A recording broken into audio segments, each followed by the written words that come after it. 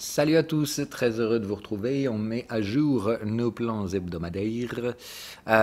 Sur les indices, malheureusement, toujours rien à dire. J'ai besoin d'avoir un décalage suffisant pour pouvoir travailler correctement, puisque pour l'instant, en pleine saison de résultats, et malgré le fait que Netflix hier ait publié des résultats qui restent quand même bons, hein, soit dit en passant, la sanction c'est -5 pour l'instant, à voir. La grosse question et le gros point d'interrogation, c'est qu'est-ce qui va se passer sur Tesla ce soir. C'est clairement une valeur chérie chez les particuliers. Mais bon, voilà. Bref, j'ai hâte de voir les résultats, hâte de voir comment les prix vont réagir surtout. Même si, bien entendu, c'est pas forcément là que tout se passe. On sait qu'en tout cas, il y a beaucoup d'yeux qui sont rivés vers cette valeur et la façon dont elle réagira ce soir.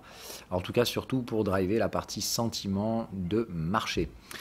Sinon, sur les marchés donc globaux, ceux qui n'en auront rien à foutre de ce qui va se passer sur Tesla, ça reste toujours très contrasté cette semaine. On a cassé le point bas de la semaine passée, hein, ici. On se rapproche toujours assez dangereusement des élections. Et comme on est un peu à la mi-semaine, hein, mercredi, c'est le moment où on se pose la question donc, de la nature des cassures initiées en début de semaine. Est-ce qu'on est toujours donc, dans un flux baissier, ce qui est clairement mon avis personnel, mais je ne peux pas pour l'instant faire grand-chose de plus que constater la validation des troisièmes bornes de range qui avaient été prises ici. Donc c'est validé, donc je suis prêt éventuellement à revendre, mais je ne trouve aucun signal propre et valide qui permette de le faire correctement. Donc j'attends peut-être l'étape suivante, la confirmation, c'est-à-dire tenir des clôtures dans la partie inférieure du contexte. Hein, donc c'est grosso merdo tenir des clôtures sous 3400. Et en attendant, toujours bloqué par les actifs corrélés qui ne veulent donner aucune direction, hein, puisque voilà, je vous les marque en jaune maintenant, hein, tout ce que je surveille. Voilà, on peut faire le tour d'horizon. Ça n'invalide pas, mais on n'est encore pas en validation. Vous voyez, voilà, hop, doucement, hein, on glisse. On glisse, mais on ne tient pas trop, il n'y a pas d'accélération. Bref, ça a du mal à imprimer fortement le sentiment, mais ça reste positif. Et ça, c'est vraiment l'élément important que je vais essayer de vous transmettre aujourd'hui. Ok, il n'y a pas la rupture violente que beaucoup de gens aimeraient et dont je vous avais parlé d'une probabilité non négligeable que ça se produise comme ça, d'une vraie cassure de sentiments, etc. Mais rappelez-vous aussi que une lente glissade, c'est pas plus mal. Voilà, alors sur le VIX, toujours le même schéma, hein, bloqué complet sur cette zone-là, ça ne veut pas passer. Et toujours la question donc de la nature de certains paris spéculatifs sur la volatilité qui ont eu lieu en fin de semaine dernière, etc. Donc je ne sais pas encore une fois si c'est des gens qui vont se prendre des grosses pertes à un moment donné à jouer à ce jeu-là, ou si au contraire ça va marcher une nouvelle fois. Voilà. Rester sous la zone de résistance ne conditionne pas son franchissement. C'est quelque chose encore une fois de positif. Rester sous la résistance, ça veut dire c'est bien, voilà, et vous voyez à chaque fois qu'on tente à rester sous les résistances, derrière, quand ça passe, ça fait mal. Donc voilà, c'est pas le cas systématiquement, c'est ça qu'il faut que vous compreniez. Là par exemple, on a passé 3 plombes sous les résistances et on en est quand même sorti par le bas. Donc attention à ne pas considérer les choses comme je trouve pas le mot. Putain. Pardon, oui. Donc garantie, voilà, rien ne le sera jamais. Mais bien entendu, à mon sens, hein, des contextes acheteurs avec un canal de tendance acheteur sous des zones de résistance avec des creux ascendants et 2 vagues de baisse, ça m'invite quand même à penser qu'ici les probabilités de sortie haussière sont non négligeables, mais encore faut-il qu'elles se produisent. Attention, quand on a un plan, ça se suit tant que c'est pas invalidé. Donc là, il n'y a clairement pas d'invalidation pour ma part sur le VIX. Hein. C'est juste que malheureusement, ça valide, ça vient chercher les niveaux de validation, mais on n'a pas la confirmation des sorties haussières. Pour l'instant, c'est donc toujours en stand-by sur ce schéma-là. Tout comme le ratio Nasdaq-Dow Jones, ça avance dans le bon sens, mais ça franchit pas convenablement les niveaux pour réduire la probabilité que ça aille dans l'autre sens. C'est toujours comme ça que ça fonctionne le marché. Hein. Rappelez-vous que la gestion du risque, c'est pas avoir raison, c'est limiter la probabilité d'avoir tort. Dans le pied VVIX, c'est la même chose. On est toujours keblo sous ces mêmes résistances. Ça travaille, ça glisse doucement à l'achat.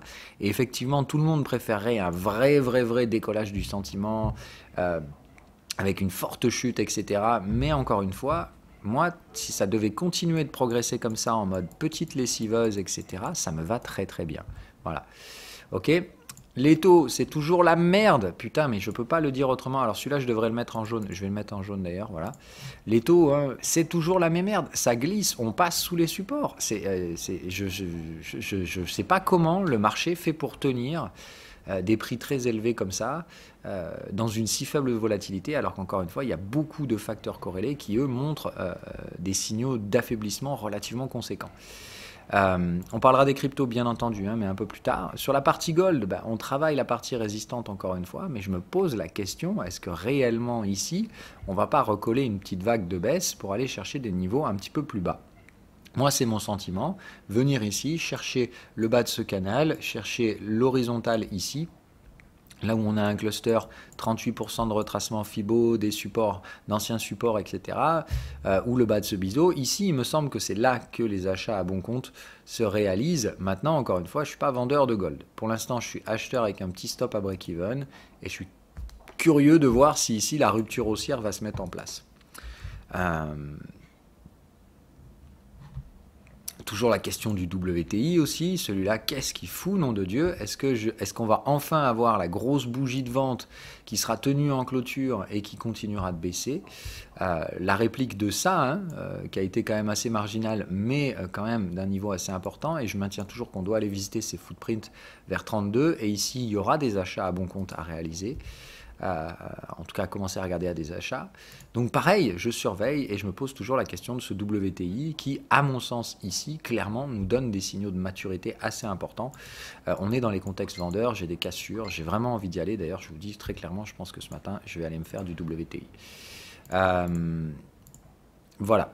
Ensuite, la partie USD-Yen, ça dérouille violent. Ce matin, on est déjà sur les supports et j'ai l'impression qu'on est prêt à accélérer. On a toujours ces putains de creux et sommets descendants, assez inquiétants. On est toujours en squeeze hebdomadaire, mais encore une fois, attention, il y a une bougie qui va réussir à passer à travers ce merdier un jour, et quand elle va passer, ça va pas être joli niveau volatilité. Mais en attendant, que se passe-t-il sur la partie euro-yen? Eh bien, ça bloque toujours. Tant que je ne verrai pas l'euro-yen se replier considérablement, je n'aurai pas personnellement la satisfaction, enfin la confirmation assez évidente du fait que ce marché commence à tendre vers le risque. Je parle pour le marché action. Donc voilà, tant que c'est compensé, c'est-à-dire tant qu'on achète toujours autant d'euros que de yens, eh ben, ça reste compliqué de dire le marché s'oriente vers des risk-off. Ok ? Voilà un peu la thématique. Sur la partie Bitcoin, très clairement, je vais vendre du Bitcoin aujourd'hui, je le sais. Maintenant, j'attends un signal, puisque donc on a une pattern de volatilité. Hier, je vous ai dit le surveiller toute la journée très activement, mon pote, le Bitcoin. Dans l'attente d'un signal vendeur, je n'ai rien trouvé. J'ai bien vu donc des prémices me disant que c'était sur cette zone que ça travaillait. J'avais mes troisièmes bornes de range historiques et j'attendais que ça me sorte quelque chose. Et rien n'est sorti de tout ça. Et ce matin, je constate donc qu'on tente un beau breakout haussier, mais je vois que ça ne fait que déclencher une pattern de volatilité. Ce qui m'invite à penser que c'est par là qu'il faut shorter. Je vous expliquerai pourquoi plus tard, au pire, mais ou maintenant. Voilà. Rappelez-vous que les bornes de volatilité, donc là vous direz volatilité, oui, mais Phil, la volatilité elle a 12006, tu vas pas vendre ici. Je vous rappelle encore une fois que ces bornes de volatilité, elles évoluent dans le temps. Et que là, il n'y a qu'à voir l'écart type, il n'est pas bien gros. Donc il faut bien comprendre que là, ici, si on devait terminer cette échéance, c'est-à-dire ça se termine à la fin de la semaine, dimanche, ok? Si dimanche on devait être à 10.007, ce qui me semble très probable si on a une aversion au risque très marquée, eh ben la borne de volat, elle va revenir là. Et oui les cocos, elle va se refermer.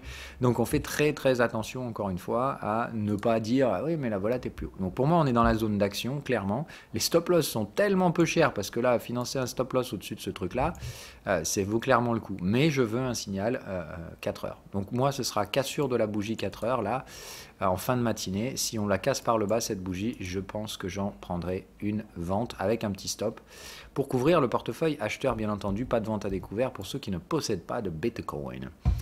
Je ne suis donc pas ce flux acheteur. Ce matin, ça va plutôt être de m'y opposer. Donc je pense vendre WTI, vendre Bitcoin, voir si je peux revendre les indices. Puisque pour moi, là, tous les marqueurs sont plutôt mauvais et très mal orientés en ce début de journée. Toujours la volatilité sous résistance, la cassure des taux cette nuit, l'USD-Yen qui se replie fortement, mais encore une fois, toujours pas suffisamment pour voir le sentiment. Donc, ça hésite, mais je pense que là, on est sur le fil du rasoir. Donc aujourd'hui, je regarde tous les signaux activement pour mettre en place les stratégies que je travaille depuis le début de la semaine, mais dont les planètes avaient du mal à s'aligner. Peut-être que ce sera aujourd'hui, peut-être que ce sera toujours pas aujourd'hui. Je vous rappelle qu'on ne travaille pas parce qu'on a envie de travailler, on travaille parce qu'on voit des signaux. Voilà, ceci dit, je vous souhaite à toutes et à tous une agréable journée et je vous dis à demain.